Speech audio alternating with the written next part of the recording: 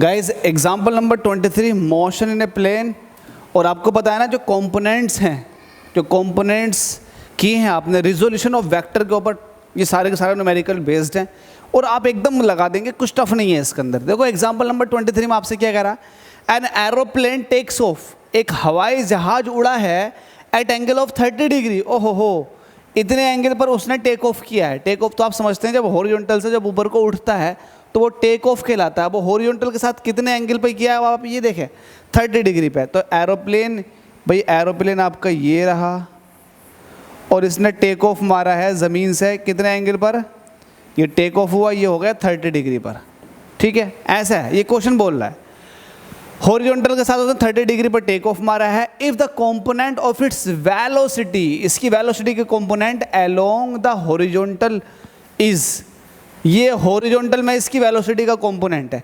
आपको पता है ना कि भाई जब ये 30 डिग्री में मारा है तो ये इसकी वेलोसिटी होगी कुछ इस डायरेक्शन में, तो इसके दो कंपोनेंट होंगे, एक हॉरिजॉन्टल कंपोनेंट और एक वर्टिकल कंपोनेंट। तो वेलोसिटी के दो कंपोनेंट, एक हो जाएगा v cos 30 और एक हो जाएगा v sin 30। यही तो है, कुछ टफ थोड़ी ना, रिपीटेड क्वेश्चन है। ऐसा क्वेश्चन मैं ना, या फिर ऐसे कॉन्सेप्ट पर क्वेश्चन पीछे भी करा रखा है। अब देखिएगा आपको हमसे कह रहा है what is the actual velocity, तो एक्चुअल वेलोसिटी का मतलब v से है। अब देखो इसमें क्या दे रखा, सॉल्यूशन लगाओ, जो दे रखा है उससे ही आंसर निकल कर आ जाएगा। गिवन दैट आपको क्या दे रखा है, आपसे कह रहा है जो हॉरिजॉन्टल कंपोनेंट है वेलोसिटी का वो एक्चुअल में 250 किलोमीटर पर आवर है। तो वेलोसिटी का जो हॉरिजॉन्टल कंपोनेंट है इसको आप VH कह सकते हैं। तो VH जो है वो है v cos 30 डिग्री, और ये VH जो है इसकी वैल्यू दे रखी है कितनी, 250 हॉरिजॉन्टल कंपोनेंट, ये गिवन है, ये गिवन है 250 जो है हॉरिजॉन्टल कंपोनेंट की वैल्यू है। तो v ऐसे रहेगा। cos 30 डिग्री की वैल्यू बताओ, cos 30 डिग्री की वैल्यू कैलकुलेट करो, तो cos 30 डिग्री की वैल्यू वही होगी जो sin 60 की होगी, और sin 60 डिग्री की वैल्यू कितनी होती है, √3/2। ऐसे सॉल्व करो।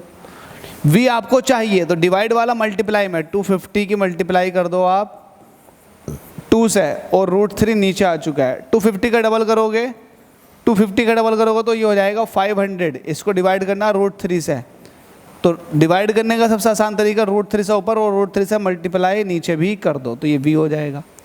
आगे लेके चल लेते हैं। तो 500 √v ऊपर हो गया, 500 √v ऊपर हो जाएगा, और नीचे √v के साथ मल्टीप्लाई करोगे तो 3 हो जाएगा। तो ये आपके पास ओरिजिनल वेलोसिटी निकल कर आ गई। 500 का 3 टाइम्स करोगे तो आप देख लो, 500 का 3 टाइम्स करोगे तो 3 1 सा 3, सब्ट्रैक्ट करने पर 2 आ चुके हैं, 0 तालिया, 3 7 सा 21, 3 6 सा 18, 2 बचे, उतार 0, 3 6 सा 18, सब्ट्रैक्ट करने पर अगेन 2 बचे, लगा दिया पॉइंट, बढ़ा दिया 0, तो ये आ चुका है v = आ गया। अब देखो ये 500 को 3 से डिवाइड किया आया 166.6, तो ये आ चुका है 166.6, और √3 ऐसे चलता रहेगा, तो ये आपके पास v की वैल्यू आ गई। हालांकि वहीं छोड़ दोगे तब भी कोई दिक्कत नहीं है, यहाँ छोड़ दोगे तब भी कोई प्रॉब्लम नहीं है। तो ये आपके पास किलोमीटर पर आवर ये आपसे पूछ रहा था, तो ये आपने निकाल दिया। ठीक है, पहली बात तो आपसे यही पूछ रहा था कि इसकी एक्चुअल वेलोसिटी बता दो, तो एक्चुअल वेलोसिटी आपने बता दी कि भाई इतनी है। अगर कोई बच्चा इसको और सॉल्व करना चाह रहा तो भाई इसको पूरा तमीज़ के साथ सॉल्व करो। तो तमीज़ के साथ सॉल्व करोगे तो 166.6 की मल्टीप्लाई करोगे 1.732 से, कर लो 1.732 से, आपको सुकून मिल जाएगा। कैसे करेंगे, पॉइंट हटा देंगे, 0 लगा दिया, पॉइंट हटा देंगे, 3 0 नीचे लगा दिए, तो यहाँ पर 1666 की मल्टीप्लाई 1732 इससे करनी है। कर लो मल्टीप्लाई, किसी एक की मल्टीप्लाई करना सीख लो। 166 की 16, अब यहाँ कर लेते हैं, 1732 की मल्टीप्लाई किसके साथ करनी है, 1666। भाई देखो मल्टीप्लाई तो लंबी होनी है, कर लो।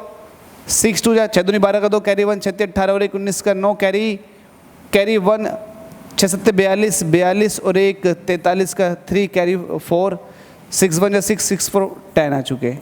तो देखो ऐसा 3 बार लिखा जाएगा, 10392, तो 29301, फिर से 29301, फिर से अब क्या रहेगा 1732, तो 2 3 7 1 1732 कुछ, ये 2 बचा, 11, 9 और 2 11, 11 और 3 कितने होते हैं 14, 14 और 1 15, 10 और 2 12 और 3 13 का 13, कैरी 1, 3 और 3 6 और 1 7 और 1 ये 8, 7 और 1 ये 8 और ये 2, तो 2883512, तो यहाँ से आ चुका 2883512।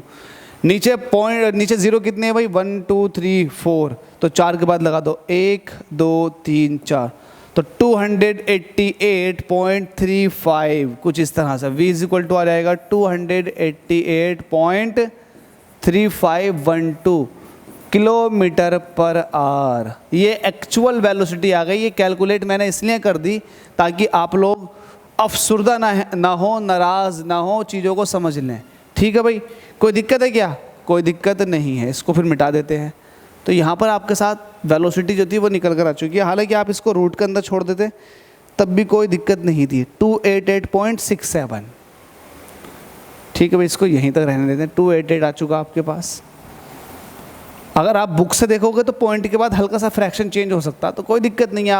आपने पूरा सॉल्व भी किया, वो अधूरा सॉल्व कर रहे हैं, कोई दिक्कत नहीं है। इस चीज़ का कोई प्रॉब्लम नहीं है। अब इसके बाद आपसे पूछा है दूसरा पार्ट।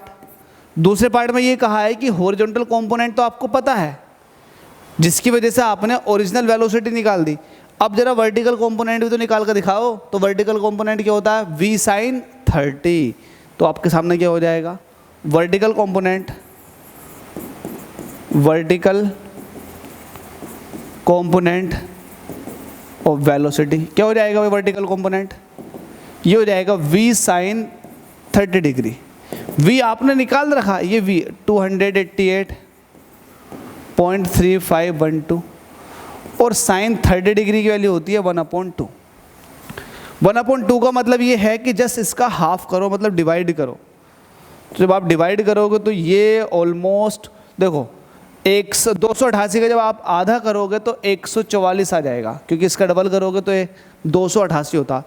तो बस आप ये समझ लें कि 144 और ये कुछ इस तरह से आ जाएगा।